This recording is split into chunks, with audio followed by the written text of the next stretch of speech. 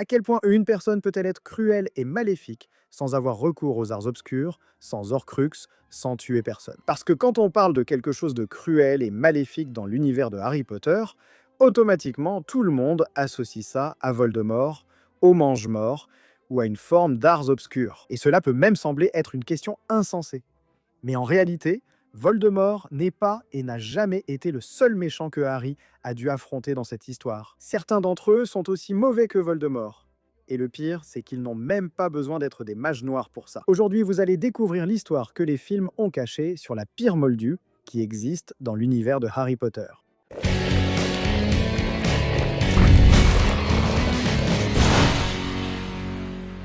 Salut les sorciers, ça va? Marguerite Eileen Dursley, que vous connaissez sous le nom de Tante Marge, est la sœur aînée de Vernon, l'oncle de Harry. Comme si Vernon n'était pas déjà une personne complètement répugnante, pleine de préjugés et qui, pour couronner le tout, se voyait comme un citoyen modèle et exemplaire, la situation devient bien plus grave quand on parle de sa sœur. Née quelque part en Grande-Bretagne, probablement dans les années 40, on ne sait rien de l'enfance de Marge. Dans quelles institutions elle a étudié ou ce qu'elle faisait de sa vie. Toutes les informations à son sujet proviennent de sa vie adulte. Marge était une personne extrêmement désagréable, dont le principal intérêt dans la vie était d'élever des bulldogs. Elle avait 12 chiens de cette race, mais n'en emmenait qu'un partout où elle allait lorsqu'elle voyageait, le dépeceur. Comme il était très vieux et tombé malade lorsqu'il était séparé de sa maîtresse. Au moins quelqu'un l'aimait. Tu vois à quel point les petits chiens sont des êtres lumineux. Guida détestait les parents de Harry autant qu'elle détestait le garçon lui-même. Ce qui est curieux car peut-être que le seul contact que Guida ait eu avec les Potter a pu être lors du mariage de Pétunia, où Vernon a tenu à essayer d'humilier James, en disant bien fort qu'il était une sorte de magicien de fête amateur. Tout ce que Guida savait sur les Potter venait du peu que Vernon et Pétunia en disaient. Mais il est possible d'imaginer qu'au moment où les Dursley se sont retrouvés à recevoir le petit Harry, laissé devant leur porte pendant la nuit, ils ont dû expliquer certaines choses. Et évidemment, la version qu'ils ont soutenue était que les parents de Harry étaient des vauriens instables qui sont morts dans un accident de voiture et ont laissé cet enfant à leur charge. Cela, ajouté aux autres choses que Guida entendait déjà sur les parents de Harry, a suffi pour qu'elle, une personne d'un caractère extrêmement mauvais et pleine de préjugés, porte son propre jugement.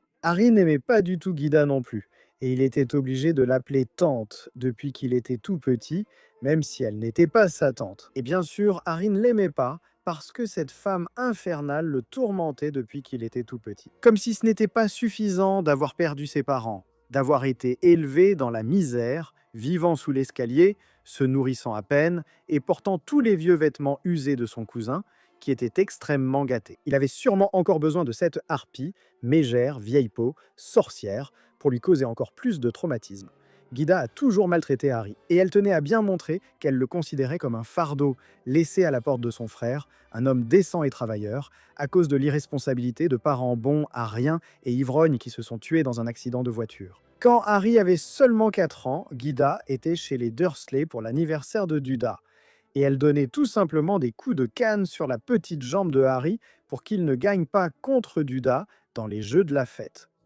Harry avait 4 ans. Vous comprenez l'ampleur de la perversité et de la cruauté de cette femme? 4 ans, c'est presque l'âge de ma fille. C'est-à-dire, c'est un petit enfant, vous voyez, qui ne comprend même pas encore le monde. Maintenant, imaginez ça avec un enfant, c'est encore pire, n'est-ce pas? Comme si ça ne pouvait pas être pire, ça peut l'être. Parce que c'est un enfant qui n'avait pas d'affection, pas de tendresse, pas d'amour, rien du tout. À Natal, quand Guida est passée dans la rue des Alfeneros, elle a apporté, comme elle le faisait toujours, un cadeau cher pour Douda. Dans ce cas, un robot informatisé. Et pour Harry, elle a apporté une vieille boîte de biscuits pour chien. C'est tellement sadique, tellement cruel, c'est tellement répugnant que ça donne la nausée. Parce que ce n'est pas seulement qu'elle n'aime pas l'enfant. D'accord, elle n'a aucune obligation d'aimer Harry. D'ailleurs, je ne vais même pas entrer dans le débat d'aimer ou non les enfants. Très bien, mais elle tenait absolument à humilier, à rabaisser, à diminuer Harry, et surtout par rapport à Dudley. Franchement, elle ignore totalement le gamin, lui donne même une boîte de biscuits pour chien. Imaginez l'impact sur l'esprit d'un enfant. Surtout un enfant comme Harry, qui a grandi dans cette réalité d'abus, maltraité de cette façon par ses oncles. Et les mauvais traitements que Harry subissait ne s'arrêtaient pas là, tu sais. Lors de l'anniversaire des 10 ans de Duda, quand Harry en avait 9, il a fini sans le vouloir par marcher sur la patte de l'éventreur, qui était le chien de Guida. Vraiment, c'était sans faire exprès. Sauf que le chien a essayé de le mordre, et Harry a couru et s'est accroché à l'arbre qui se trouvait dans le jardin des Dursley. Guida, au lieu de tirer le chien, de ramener le chien et de laisser Harry descendre de l'arbre, elle a simplement laissé le chien là, essayant d'attraper Harry. Et il est resté dans cet arbre jusqu'après minuit ce jour-là. Pendant ce temps, les Dursley riaient de la situation. C'est pour ça que je déteste cette théorie, et il y a une théorie qui dit en fait N'est-ce pas? En fait, les Dursley étaient sous l'effet de l'Horcrux. C'est pour ça qu'ils étaient affectés. non, ils étaient méchants, de mauvaise foi et crétins. Voilà pourquoi ils agissaient ainsi. Ce n'était pas du tout un Horcrux qui les affectait, non, ils étaient mauvais, des personnes mauvaises, répugnantes. Et tu sais le pire? Ils se voyaient comme de bonnes personnes, comme des exemples. Waouh, quel citoyen modèle, n'est-ce pas? Ils se voyaient comme ça. Et la cruauté de Guida ne se limitait pas seulement à Harry. Même si elle élevait des chiens et s'intéressait beaucoup aux bulldogs, quand une portée naissait parmi ces chiens et qu'il y en avait un qu'elle trouvait plus faible, plus maigre, elle demandait à son voisin, qui était colonel à la retraite, de noyer ses chiots. Regardez cette personne. Ce n'est pas une personne merveilleuse, n'est-ce pas? Dis-moi si ce n'est pas une personne merveilleuse. Guida est facilement une personne que je déteste encore plus que Voldemort, par exemple. Je déteste plus Guida que Voldemort ou même Severus Rogue, pour qui j'ai déjà de l'antipathie à cause de ses actes. Je trouve qu'elle est du même niveau que Dolores Ombrage. Bref, Guida était amoureuse de ce voisin à elle, le colonel Fubster. Sauf que lui, évidemment, il ne partageait pas ce sentiment. Il trouvait sa personnalité, le fait qu'elle offensait les gens, comme c'est décrit là, d'être extrêmement sincère de façon blessante, ce qui n'est pas de la sincérité, mais juste de la méchanceté, il trouvait ça désagréable. Donc elle n'a jamais eu de chance avec lui. Et une grande partie de ce comportement, de cette mégère, vient de cette passion non partagée. À l'été 1991, Guida était en voyage et elle a fini par manger des fruits de mer avariés.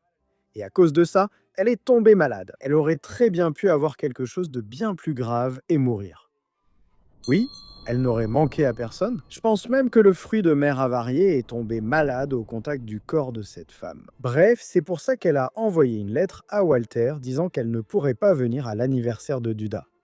Mais elle lui a envoyé un cadeau, grand et cher. Et c'est pendant l'été 1993 que Guida va passer une semaine là, chez son frère, pour le désespoir de Harry. Parce qu'avec Guida là, il devrait supporter en silence beaucoup d'insultes, d'abus et d'humiliations. Mais il se trouve qu'à ce moment-là, Harry avait déjà découvert qu'il était un sorcier.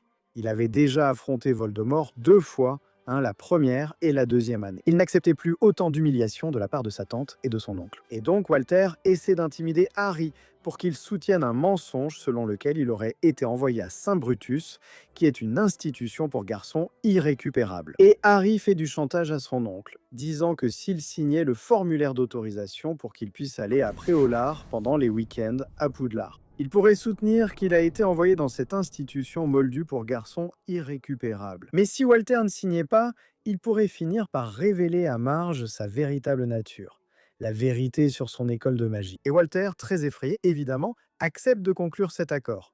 Cela s'est avéré être une tâche assez difficile pour Harry. Quand Marge est arrivée, elle a d'abord jeté une lourde valise sur le garçon, lui coupant le souffle après l'avoir frappé au ventre. Et la première chose que Marge a dite quand Harry est revenu à la cuisine, après avoir porté ses valises, ce qu'il a fait très lentement pour éviter au maximum d'être en sa présence, c'est que s'il avait été abandonné devant sa porte, il serait dans un orphelinat. Harry essayait d'ignorer, et Walter essayait toujours de changer de sujet, puisqu'il voulait faire tenir son mensonge sur Harry, sur l'endroit où il étudiait et sur la façon dont il gérait la situation d'avoir un délinquant à la maison. Mais Harry était très concentré sur Préolard, il voulait vraiment obtenir la signature sur ce formulaire. Et Marge a fait en sorte de rendre cela très difficile pour Harry, car elle ne se gênait pas pour faire des commentaires sur l'apparence de Harry, disant qu'il était mal nourri, surtout en le comparant à Dudley. Que Dudley qui avait la taille d'un vrai homme, qu'il allait avoir la taille d'un vrai homme, comme son père. Alors que Harry était mal nourri, que cela venait de sa famille,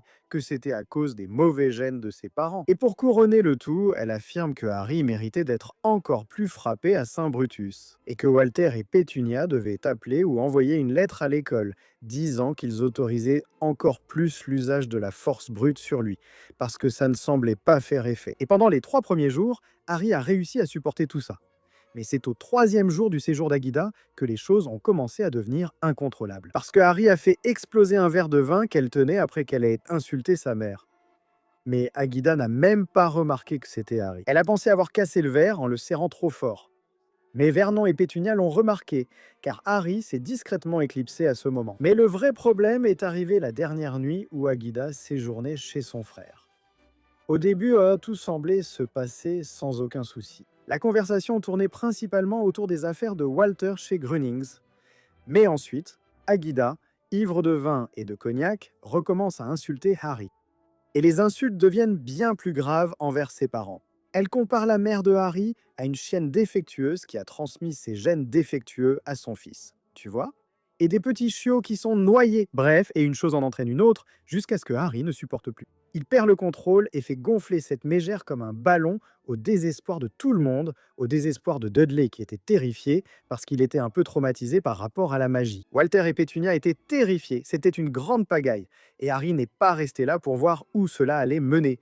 Il prend sa valise et s'enfuit de la maison. Plus tard, des sorciers du ministère de la magie, plus précisément de l'escadron de réversion des sortilèges accidentels, se rendent sur place. Ils dégonflent Guida, modifiant sa mémoire pour qu'elle ne se souvienne de rien de ce qui s'est passé. Et après cet événement, Walter et Pétunia n'ont plus jamais invité Guida à venir quand Harry était là. Et ainsi, Harry eut le grand plaisir de ne plus jamais avoir à respirer le même air que cette grincheuse, mégère, cruelle, maléfique, sans cœur, misérable, affreuse, crétine, usurpatrice, mal fichue, misérable, détestable, maudite, damnée, cruelle, affreuse et laide. Ainsi, Guida ne revint plus rendre visite à son frère. Du moins pas tant que Harry était là. On ne connaît pas le destin de Guida. On ne sait pas ce qui lui est arrivé, et franchement, je ne veux même pas le savoir. Parce que j'aime imaginer qu'au plus fort du retour de Voldemort, elle a pu devenir l'une des victimes des Mange-Morts. Par hasard, comme ça, hein, oh là là. Ils ont découvert un lien de parenté avec Harry. Regardez, celle-ci est la sœur de l'oncle, allons la chercher et allons la torturer. On va lui lancer le sortilège Doloris. Je serai content. C'est dur ce que je dis ? Oui, c'est dur, mais je m'en fiche. Je la déteste, je la hais. Je la déteste de toutes mes forces. Et pour moi, elle méritait bien plus que de simplement se transformer en ballon. C'était bien trop facile qu'elle se transforme en ballon après tout ce qu'elle a fait dans la vie de Harry depuis l'enfance. Bref, voici l'histoire que les films n'ont pas racontée sur cette mégère, cette harpie, cette affreuse Guida. Ou de Marge, comme elle s'appelle dans la version originale, n'est-ce pas? Parce que dans la version originale, elle s'appelle Marjorie. Et son surnom, c'est Marge. Et donc en portugais, ils ont mis quelque chose comme Margarida et Guida. C'est pour ça que c'est Tante Guida. Je termine cette vidéo en colère. Mon niveau de haine a déjà dépassé le sommet du chapeau. On se retrouve dans le prochain épisode. Si tu as aimé, laisse ton like, commente en bas, d'accord? Partage. Si tu détestes Guida, laisse un commentaire ou un message pour elle. On se retrouve au prochain épisode du Chaudron Percé. D'ici là, mauvais sort fait.